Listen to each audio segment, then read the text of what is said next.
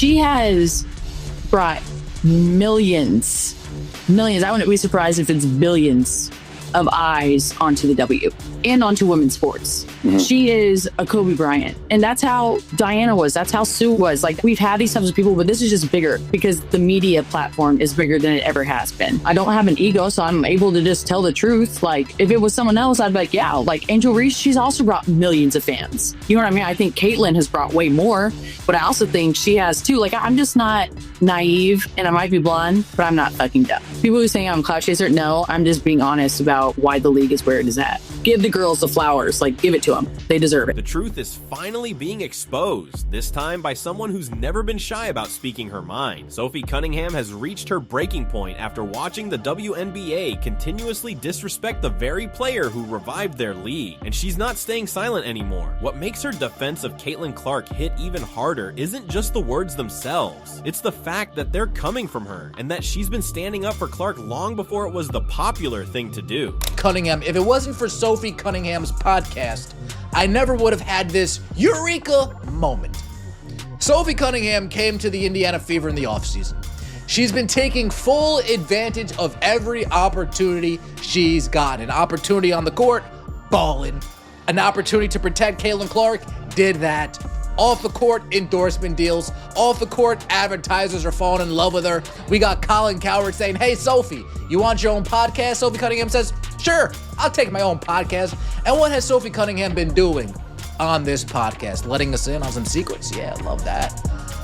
Pulling back the curtain on some time? Yeah, I love that too. This isn't some latecomer hopping on the Caitlin Clark train just to grab attention. This is Sophie Cunningham, the same player who was giving Clark her flowers while her own Phoenix Mercury teammates were scheming against her behind closed doors. She saw the Caitlin Clark effect long before the rest of the league had the guts or the brains to acknowledge what was unfolding right in front of them. Why does everybody hate Caitlin Clark? And do you hate Caitlin Clark?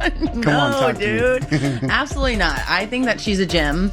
I didn't know her, but All-Star Weekend, we kind of bantered back and forth a little bit. And she's lovely. She has a lot of pressure on her shoulders. And I think a lot of people always have a lot to say with people they don't even know or shoes they've never been in. And for me, I think she's handling the pressure very well. She's doing a lot of great things for women's basketball. And I'm a fan. If you're enjoying this, make sure to subscribe. While the rest of the league was ranking Caitlin Clark as just the 9th best point guard, Sophie Cunningham was already calling her a rare talent and openly saying she wanted to share the court with her. And this wasn't after Clark silenced all doubts. It wasn't after the record-breaking TV numbers or sold-out arenas. Cunningham backed her when Clark was still being targeted by bitter veterans who couldn't stand the spotlight she was bringing to a fading league in only her second season. Ultimately, when you see all this vitriol of people who cannot stand her, it's like, okay, well, what has she done wrong? Yeah. She's a great basketball player, so you might not think it's fair that she's the face of the league, and that's understandable because there have been fantastic players in the WNBA for a long time. But Caitlin didn't disparage them. She just came in and kind of changed the game with her style. So I think it's one of those things where you have to say, okay, maybe I don't think it's fair based on the previous women who have been in this league, but it's not Caitlin's fault. All she's done is elevate the game for all of us. And I think instead of being pissed off about that, you should be appreciative of that and say, maybe it's not fair, but it's not your fault. And I get other players, like they've worked hard and they've worked to build this league up over their time, and all of a sudden this young player comes in and now all the attention is on her. And the numbers back up exactly what Sophie recognized before anyone else. While the fans showed overwhelming support, giving Caitlin Clark more than 1.2 million All-Star votes, the players themselves ranked her just 9th among guards. That exposed the toxic mindset running through the league. Dick Vitale called it out for what it was, flat out jealousy, and he was right. But Sophie Cunningham had been pointing out that same jealousy long before the rest of the world finally caught on. But time and time again, Sophie Cunningham has repeatedly been calling out the officiating. And what's one thing the WNBA holds over these players' heads? Ooh, I'm gonna fine you. Ooh, if you call out the officiating, I'm gonna fine you. And the players say, no, I can't afford that. So they keep it all hush-hush. But Sophie Cunningham, she's sitting on a pile of money. So when Kathy Engelbert hears her say something about the referees, Kathy says, here's a fine.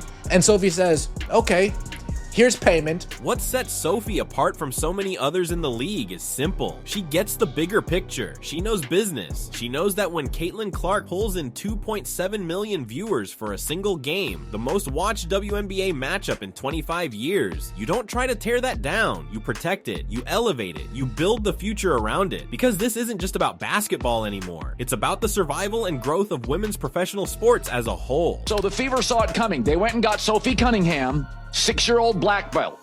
This is what the Bulls did with Charles Oakley to protect Michael Jordan. And I said this last year several times. The WNBA is not a vertical league. Their players can't jump over each other to score like the NBA. It's a horizontal chippy league. And you didn't watch the NBA for the last 10 to 12 years. It has always been physical and always been chippy. You get into a lot of collisions because there's no Ja Morant here. There's no Ant Edwards. They don't jump over. It's a horizontal physical league. And in Caitlin Clark now is like kerosene to the physicality flame. So you have physicality in this league, and now you get this flashy player, and they don't know how to officiate her, they don't know how to defend her. When Sophie Cunningham joined the Indiana Fever in 2025, she wasted no time letting everyone know exactly where she stood. She's changed our game in every way, and in the best way. Cunningham told reporters, "I want Caitlin to keep doing her thing, and whatever she needs from me, I'll be there." That wasn't canned media talk. It was genuine respect from someone who had seen firsthand what happens when a league is gifted a generational talent. But the real bombshell came when Sophie exposed what was going on behind the scenes during Clark's rookie year. Even when I wasn't on her team, I knew what Phoenix was saying in the locker room. We're going to show her what the W really is, Cunningham admitted on her podcast. This wasn't just competitive fire. It was a coordinated effort to target a young star whose only fault was being too good, too quickly, and shining a spotlight on a league that clearly wasn't ready for that kind of success. I mean, she has changed our game in the best possible way in every way. And so just to be alongside of her and maybe relieve the pressure, being able to shoot and spread the court for her to go do her thing. She's still young, and I think that I've been Diana took me under her wing, and I've learned a lot from her, and now I hope to kind of do the same for Caitlin if she wants it. I just think the relationship piece is huge, and when you're trying to do something great, it takes everybody. And so I want her to go do her thing, and anything she needs from me, I'm going to be here. But again, I think that just the competitor that I am, I'm fierce, I'm sassy, I stick up for my teammates, I stick up for myself. This is where Sophie's integrity truly stands out. She could have kept her mouth shut. She could have blended in with the crowd, letting the bitterness and jealousy be brushed off as just rookie treatment. But instead, she spoke up, knowing it would make former teammates and colleagues uneasy. Every rookie gets some of it, Cunningham admitted. But with her, it's different. Now that I'm on her team and I see it firsthand, I'm like, what are people even doing? It's just too much. I know the talks that Phoenix had in the locker room of no, we're gonna prove her, we're gonna show her what the W really is. You know what I mean? And I get it to a certain extent, and every rookie coming into the league, that's how you're gonna treat them. But there's just more for her. So it's her second year, and now being on her team and seeing it, I'm what are people doing? Actually, it's just too much, yeah. And it's just. I'm over. And if I'm saying it's too much, then it's probably too much. No, that's so fair. That's fair, right? Yeah. When someone with Sophie Cunningham's experience says it's gone too far, you know the line between competitive toughness and something far uglier has already been crossed. What she's been witnessing isn't just about hard fouls or cheap shots. It's a deeper culture of disrespect, and it's suffocating the league's greatest chance for growth. Take the moment when Caitlin Clark was poked in the eye by J.C. Sheldon and then shoved to the floor by Marina Mabrey. Somehow, instead of protecting Clark, the referees hit her with a technical foul while the instigators walked away with barely a slap on the wrist. That was the breaking point for Sophie. With less than a minute left in the game, Sheldon made a steal and looked headed for an easy layup, but Sophie wasn't having it. She dragged Sheldon to the floor, sending a message that went far beyond basketball. The impact was immediate. Within 24 hours, Sophie's social media following skyrocketed from hundreds of thousands to over 1.2 million. But this wasn't about chasing clout. As Cunningham put it, I didn't do that for clickbait. I stand up for my teammates, and yet the fan reaction revealed something bigger. They weren't just cheering Sophie's toughness. They were celebrating the fact that at long last, someone had the courage to do what the league itself refused to, protect its most valuable star. It just feels like people are jealous of this new little wave of... They are, but I just hate that because this is what we've always wanted as a league. So, like, who cares who gets the credit? And if you're smart, you're making money off of them. Yeah. Like, you are literally making money from the viewership. And what she made the chirp was about how she didn't help plan the fucking Who cares? shirts. Like, who cares? You know what I mean? Like, I just hate when, like, people do stuff to get, it's like clickbait. Yeah. Like, you know, and there's so much clickbait, especially surrounding Caitlyn.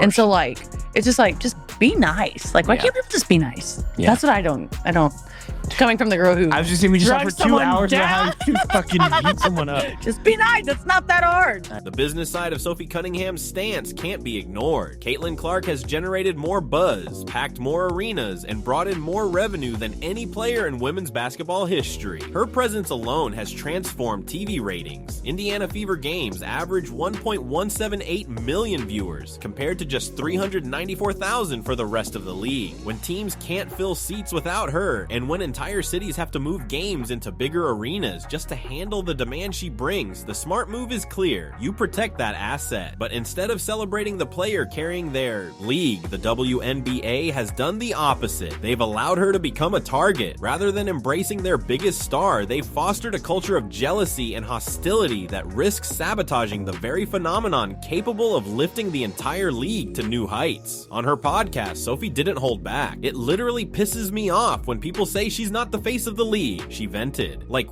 what? We've got some incredible, well-known players. I'm not discrediting them. We've got a lot of badasses, no doubt. But when people argue the league would be where it is without Caitlyn, that's just dumb. This wasn't trash talk. It wasn't hype. It was reality backed by hard numbers. The evidence is undeniable. The results are measurable, and the transformation is obvious to anyone not blinded by pride or envy. Sophie understands what too many in the league refuse to admit. Caitlin Clark isn't just another player. She's the one who changed everything. The impact that Caitlyn has, that's where players would be wise to kind of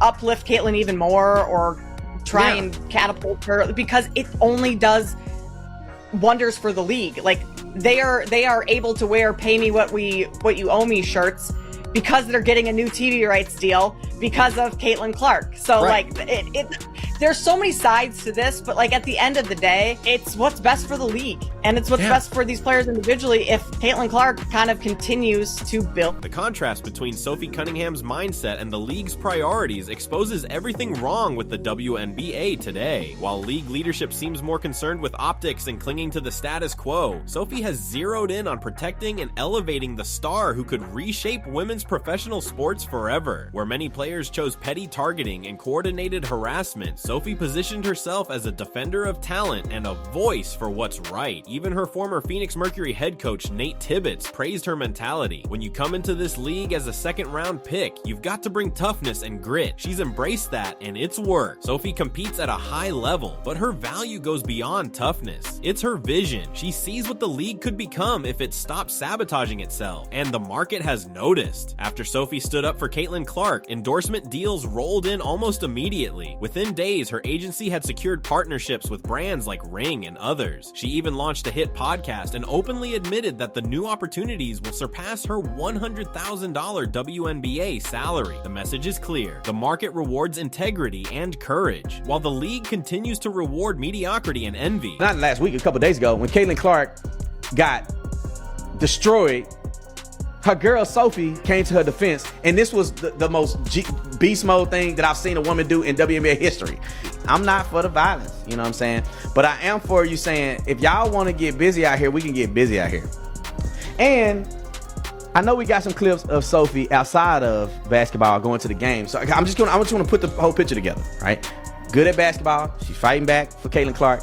And then, you know, she showed up to the games. Sophie's message isn't just about personal success or even team loyalty. It's bigger than that. She's calling out a systemic failure that could derail the future of women's basketball altogether. This is what we've always wanted as a league, she reminded everyone. So who cares who gets the credit? That should be the attitude across the WNBA. Celebrate success, no matter where it comes from. Build on the momentum instead of tearing it down, and protect your stars rather than letting them be abused. But the sad truth is that Sophie had to leave Phoenix before finding teammates and an organization willing to share that vision. Her revelation about what was being said inside Mercury locker rooms revealed just how toxic things had become. Instead of celebrating the arrival of a once-in-a-generation talent, players were scheming to show Clark what the W really is. And in a twisted way, they did. They showed her a league so consumed by envy that it would rather sabotage its own golden opportunity than admit it needed saving. Sophie's rise as Clark's defender has bought the league some time, but it's also exposed just how broken the system really is. When fans cheer harder for an enforcer than they do for the league itself, when jerseys sell out because of altercations instead of basketball brilliance, when players gain millions of followers for defending a teammate instead of their own achievements on the court, that's when you know the league has completely lost its way. So the Fever saw it coming. They went and got Sophie Cunningham,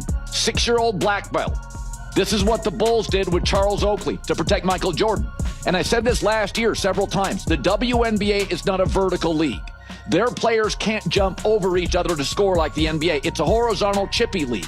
And you didn't watch the NBA for the last 10 to 12 years. It has always been physical and always been chippy. You get into a lot of collisions because there's no Ja Morant here.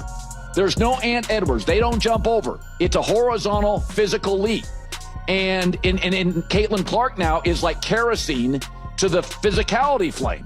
So you have physicality in this league, and now you get this flashy player, and they don't know how to officiate her, they don't know how to defend her. The most revealing part of Sophie Cunningham's stance is how sharply it contrasts with the league's own response. While the WNBA has repeatedly ignored the blatant targeting of its biggest star, Sophie has stepped in to provide the protection and advocacy that should have come from leadership. She's doing the job that referees and even the commissioner have failed to do, making sure greatness is protected, not punished. Her respect for Caitlin Clark shows in the comparisons she makes. Sophie has put Clark in the same conversation as legends like Diana Taurasi and Sue Bird, especially when it comes to basketball IQ. The way Caitlin sees the game, it's right up there, Cunningham explained. They're always 10 steps ahead, always operating on a completely different level. That level of appreciation should be standard across the league, not something expressed by only one courageous voice. Sophie's defense of Caitlin Clark goes far beyond protecting a single player. It's about safeguarding the future of women's basketball itself. She recognizes what league leadership still doesn't seem to understand. Clark isn't a threat to the WNBA's order. She's the key to its evolution and growth. The way that Caitlin thinks of the game, that's a really close second. And so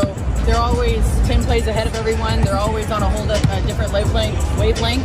And I'm just happy that I got my time with DT. I love her to death. I'm so excited to watch her docuseries. I think she deserves the world and more. I know she's enjoying retirement, probably going crazy because she's also psycho, and I've said that multiple times, but it's been fun to be a sponge and then kind of talking with Caitlin, just kind of seeing that she's at the beginning of her professional career, but there's a lot of similarities there. The choice before the WNBA couldn't be clearer. They can heed Sophie Cunningham's insight, safeguard their most valuable player, and build the league's future around the phenomenon capable of elevating the entire sport. Or they can keep down the path they're on, encouraging jealousy, allowing targeting, and undermining the league's greatest opportunity in history. Sophie has already made her decision. She's standing with excellence, defending talent, and fighting for the vision of what women's professional basketball can become. Now the question is whether the WNBA will finally listen to reason or continue its slide toward irrelevance. Time is running out, and Sophie Cunningham has no patience left for a league that refuses to recognize its own blessings.